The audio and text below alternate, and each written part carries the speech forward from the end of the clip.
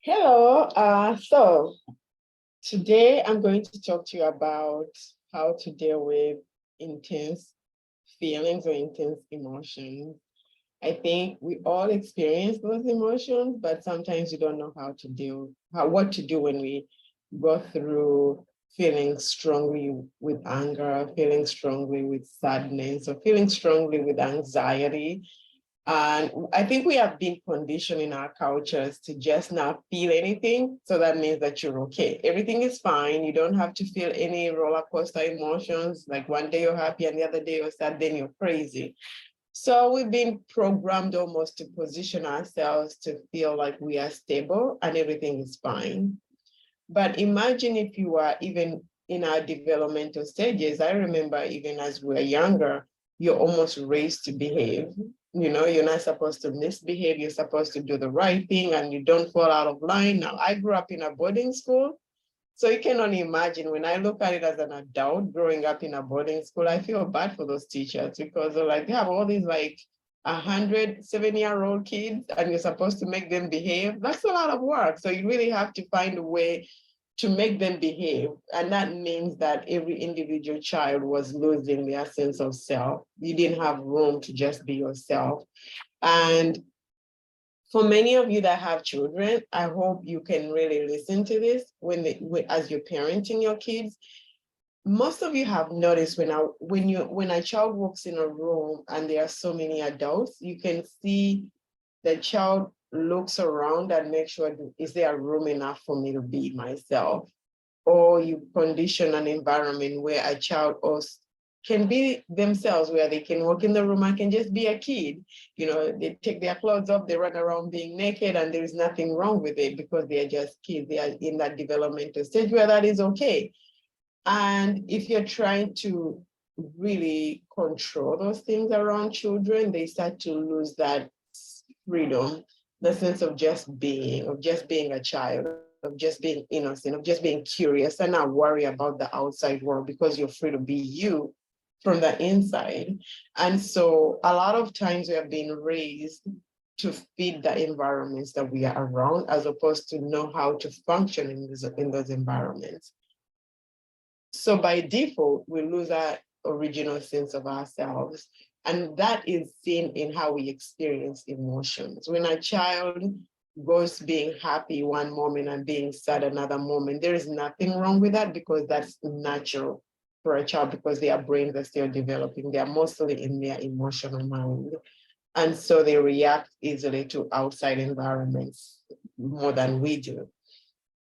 But when you have not exercised your sense of self, or you have now emotionally developed to know how to use words to what you're feeling, you become uncomfortable with feeling strongly. So, for example, uh, when I ask people a lot of times, what do they do when they're angry? They easily say they don't get angry.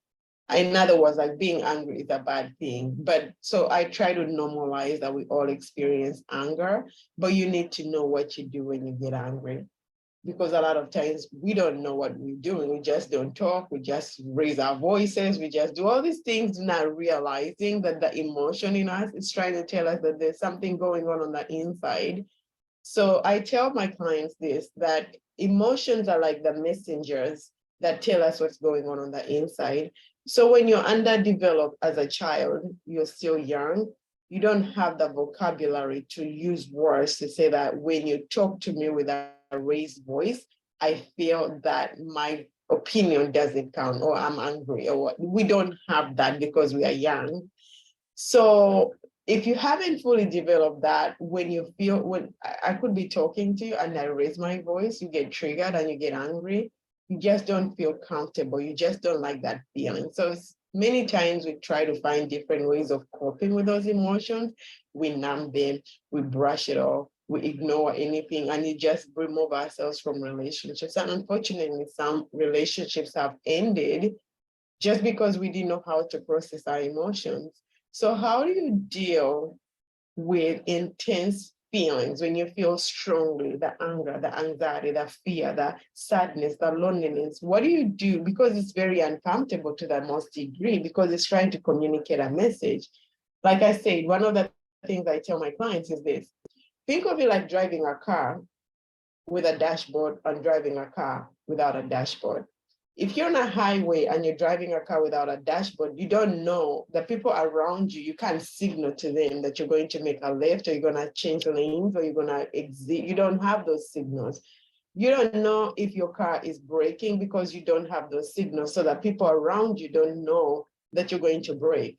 The car just stops. There are no signals at all. That's very dangerous, to be driving a car without a dashboard. Oh, you have a dashboard and your car signals to you, you need to change your tires. And you're like, you know what? I don't have time for this. I don't have the money, or leave alone, I don't have time to go to the mechanic to fix this. And you just keep on driving a car with a bad tire. Guess what? A car that you could have patched up, a tire that you could have patched up, you may actually end up replacing that entire tire, buying a brand new tire. Many times you end up buying 2 or 3 or 4 all the tires. Something that could have been resolved by just one visit at the mechanic.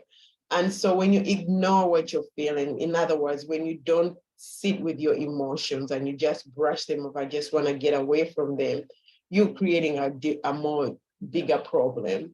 Something that you could have expressed with your words now become compounded with another person who maybe offended you or hurt you. You can use words to tell them what they did that make you feel that way. And now you're just resentful, you're bitter, you're angry, you're walking away, you're snapping, and it's just manifesting things that could have been prevented before. So one of the things that you want to practice is to hold your feelings as you would if a child is distressed. When you're carrying a baby and the baby is crying like bloody mother, you're like, you just want the baby to stop crying. Many times you can put them on the back and you can pat them, and you change environments and you're walking around singing to the baby and the baby is still relentless. So you figure out a way to soothe them so that they feel relaxed and that distress kind of dissipates. So you're helping the child regulate their nervous system because they are very dysregulated.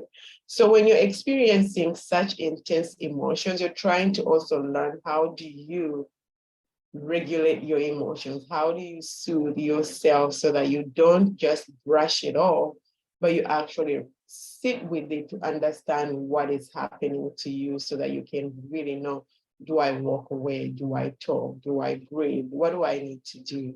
So just think about your emotions like you're holding a baby. Think about your anger like you're holding a baby. Just because the baby is crying doesn't mean that you throw the baby away. You want to learn to be compassionate to yourself, whereby you hold that feeling as you would hold a baby, and you sit with it and understand why you're feeling what you're feeling. So you want to practice to experience what you're feeling so that you don't numb or run from them, because a lot of our problems, not only with ourselves, but also in relationships, we end up suppressing what we feel because we've been conditioned that if you're good, you shouldn't feel anything. But if you're driving a car, you could buy a car, a brand new car, and it can be a lemon, meaning that it's faulty. So just because you're feeling angry, just because you're feeling sad or resentful, doesn't mean that you are the problem. It just means that there is something that is going on that your system is detecting that is not good, that you need to address, and you need to learn to sit with how you feel so that you can actually resolve it. And so if you practice holding your feelings like a baby, holding them with mindfulness, in a sense that I need to be curious, understand what was it about that interaction that made me feel upset, that made me feel angry? What do I want to gain? What is this emotion of anger trying to tell me? And sometimes I encourage people to study emotions using the dictionary. Go to the dictionary, look at the word anger, find what the dictionary definition says anger is, so that you can make it practical in your day-to-day relationship. So in your life, you're going to realize when something is wrong, something is not right. When you feel like someone has violated your boundaries, you're going to feel that emotion. It's a normal emotion to feel. If I stepped on your toe, if I just came into your space and took your property without asking of you, you're going to feel that that is wrong. And so there is nothing wrong with experiencing that emotion of anger. You want to know how to use words to articulate and also create a space by that understanding where you can regulate, So sometimes, now this will be another skill to to encourage. I don't want to overwhelm everybody. And again, I'm saying all of this because I know we suffer emotionally and mentally because we don't have the skills, and this is one of the reasons why I do what I do, so that you have the skills to handle real life. Sometimes people just cut you off without telling you what you could have done differently. So when you come to counseling, and especially for some of you that have never been in counseling before, when you come with a very distressful situation and you just want it to go away. And what we usually do is we help you to understand not only what is going on, but we also equip you with the tools to deal with it. We don't tell you what to do, we just equip you with the tools to help you to figure out how to handle it. Because I could be angry at you for yelling at me, but that may not even bother you. Someone can yell at you and doesn't faze you the way it faze me. So you get to know yourself and you get to know what your needs are. You get to know how to communicate them, and you get to know how to interact with people as you're building your tools box, your toolbox with your tools or skills to relate to people. It's a journey. Now, I would encourage you, for those of you that are new to my channel here, you could visit me on my website, www.forerunnercounseling.com. You could actually get a free workbook about developing relationship skills, so you can get to know how do you communicate, first of all, so that you can develop better communication skills. And also you could reach out for more information on that website. We have a lot. You could subscribe to the blog and you can get the free workbook. But I'm so happy. If you have any comments or questions, feel free to drop them in the comments. And also, you could also let me know some of the skills that you'd be curious to know how to develop, so I can equip you fully. But I'm so glad that you're here, but I'll also put more skills in the near future. So keep on watching for weekly wisdom every week. Bye.